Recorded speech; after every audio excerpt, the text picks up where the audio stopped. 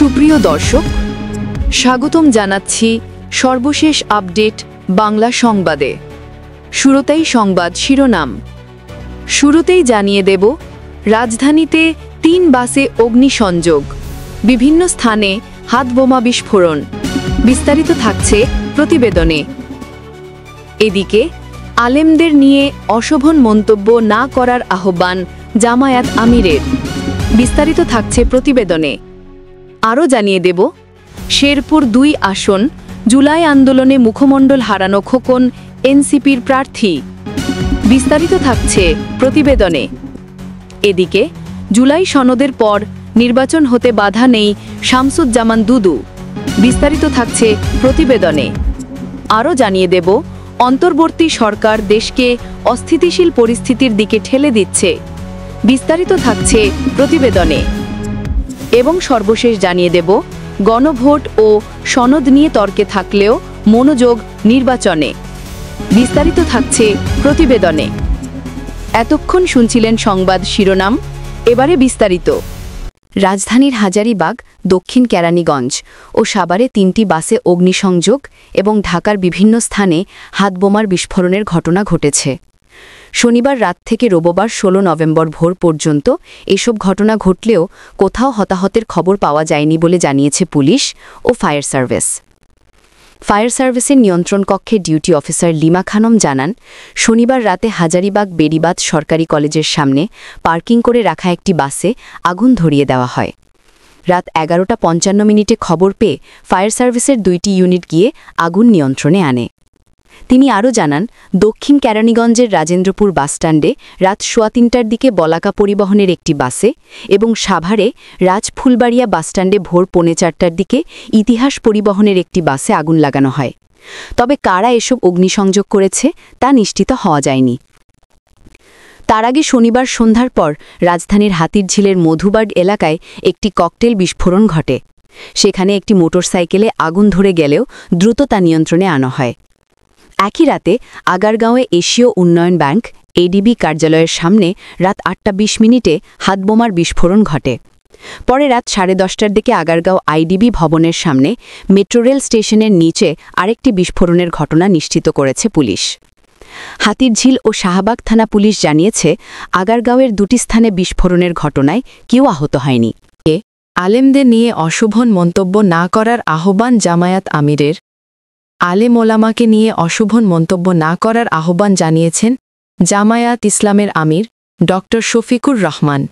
তিনি বলেন, যারা সত্যি জামায়াতে ইসলামীকে ভালোবাসেন তাদের প্রতি স্পষ্ট বার্তা, কোনো বিজ্ঞ আলেম ওলামাকে নিয়ে দয়া করে কোনো অশোভন মন্তব্য করবেন না। যদি কেউ এমনটি করেন, ধরে নেওয়া হবে তিনি আসলেই জামায়াতে ইসলামীকে কোনোভাবেই ভালোবাসেন না। এদিকে জুলাই সনদের পর নির্বাচন হতে বাধা নেই শামসুজ্জামান দুদু। জনগণের রায়ে বিএনপি সরকার গঠন করার সুযোগ পেলে রাষ্ট্র মেরামতের ৩১ দফা বাস্তবায়ন করে দেশের উন্নয়নে গতিশীলতা আনবে। বিএনপির ভাইস চেয়ারম্যান শামসুজ্জামান দুদু এ মন্তব্য করেছেন। আজ অর্থাৎ শনিবার চুয়াডাঙ্গা শহরের হাসান চত্বর এলাকায় নির্বাচনের প্রচারে অংশ নিয়ে এ মন্তব্য করেন তিনি।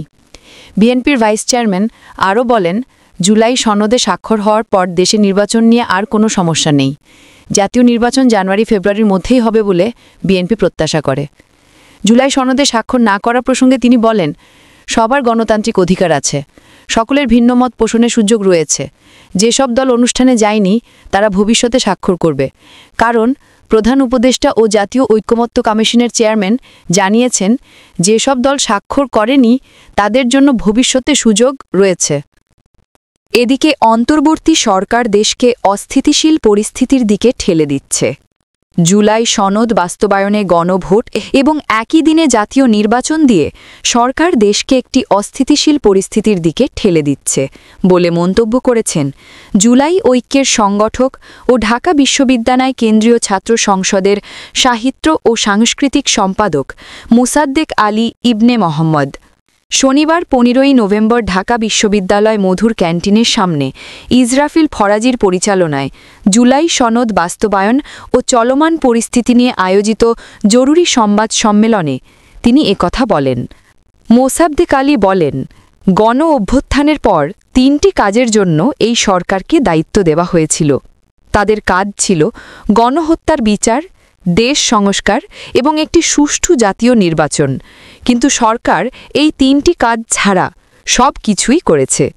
সর্বশেষ জুলাই সনদ বাস্তবায়ন নিয়েও দেশকে একটি অস্থিতিশীল পরিস্থিতির দিকে ঠেলে দিচ্ছে। মোসাদ্দেক বলেন, এই সরকার চাঁদাবাজদের নিরাপত্তা দিচ্ছে, প্রশাসনে আওয়ামী লীগের পুনর্বাসন করা হয়েছে। এসব কিছুই হচ্ছে কয়েকজন উপদেষ্টাদের কারণে। বিএনপি, জামায়াত ও এনসিপি থেকে একে অপরকে দোষারোপ করছে, ড ইউনূসের কাছে তালিকা দিয়ে আসছে। অথচ রাষ্ট্রের মালিক দেশের জনগণের কাছে পরিষ্কার করছে না। অবিলম্বে সব জুলাইয়ের গাদ্দারদের নাম প্রকাশ করতে হবে। এদিকে শেরপুর 2 আসন জুলাই আন্দোলনে মুখমণ্ডল হারানো খোকন এনসিপির প্রার্থী। আগামী ত্রয়োদশ জাতীয় সংসদ নির্বাচনে জুলাই আন্দোলনে মুখমণ্ডলে গুরুতর আঘাত পাওয়া খোকন চন্দ্র বর্মন শেরপুর 2 অর্থাৎ নকলা নালিতাবাড়ি আসনে জাতীয় নাগরিক পার্টি বা এনসিপি হয়ে নির্বাচনে অংশ নেবেন। শুক্রবার রাতে এনসিপির অফিসিয়াল ফেসবুক পেজে তার মনোনয়ন ঘোষণা করা হয়।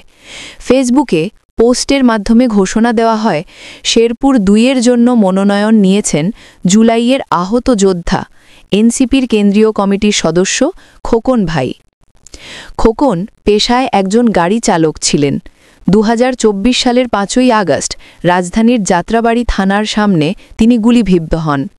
ঘটনাস্থলের ভিডিওতে দেখা যায় গুলিতে তার ঠোঁট, মাড়ি, নাক, মুখের অংশের মাংস মারাত্মকভাবে ক্ষতিগ্রস্ত হয়।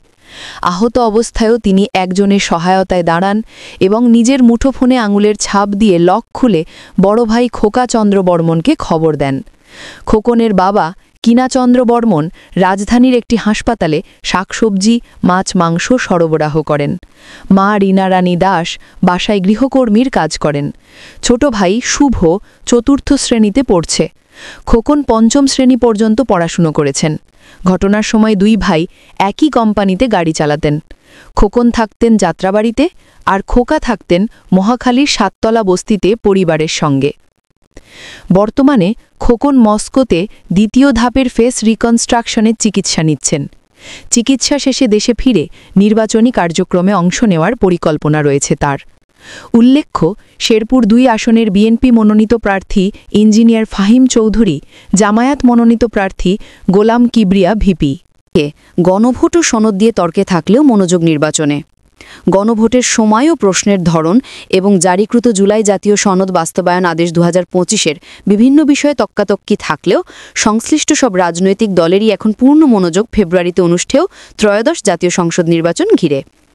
বিএনপি, জামায়াত, জাতীয় নাগরিক পার্টি এনসিপি, চরমনায় পীরের ইসলামী আন্দোলন বাংলাদেশ, বাংলাদেশ খেলাফত মজলিস, গণ অধিকার পরিষদ ও গণতন্ত্র মঞ্চ সহ সব দল শুধু নির্বাচনমুখীই নয়, ভোটের মাঠে দৃশ্যমান সরব। জুলাই জাতীয় সনদ বাস্তবায়নে বৃহস্পতিবার জাতির উদ্দেশ্যে দেওয়া প্রধান উপদেষ্টা প্রফেসর মোহাম্মদ ইউনূসের ভাষণে ঘোষিত সিদ্ধান্তসমূহ এবং রাষ্ট্রপতি মোহাম্মদ শাহাবুদ্দিনের জারিকৃত আদেশ অনুযায়ী ফেব্রুয়ারির প্রথমার্ধে জাতীয় সংসদ নির্বাচনের সঙ্গে একত্রে পৃথক ব্যালটে গণভোট হবে। আগামী জাতীয় সংসদ হবে 2 কক্ষ বিশিষ্ট, নিম্নকক্ষ ও উচ্চকক্ষ। নিম্নকক্ষের নির্বাচন বিদ্যমান ব্যবস্থাতেই হবে, তবে 100 সদস্যের উচ্চকক্ষ গঠন হবে নিম্নকক্ষে দলগুলোর প্রাপ্ত ভোটের সংখ্যানুপাতিক প্রতিনিধিত্ব পিআর পদ্ধতিতে। এইসব সিদ্ধান্তের পক্ষে বিপক্ষে সন্তোষ অসন্তোষ থাকলেও দলগুলোর কেউই তা পুরোপুরি প্রত্যাখ্যান করেনি। বিএনপি প্রধান উপদেষ্টাকে ধন্যবাদ জানিয়েছে। জামায়াত ও চরমনাই পীরের ইসলামী আন্দোলন সহ 8টি দল কিছুটা অসন্তোষ জানালেও আন্দোলনের বড় কর্মসূচিতে যাচ্ছে না। এনসিপি আদেশের বিষয় সরকারের কাছে ব্যাখ্যা চেয়েছে, তবে আন্দোলনের কোনো কর্মসূচি দেয়নি।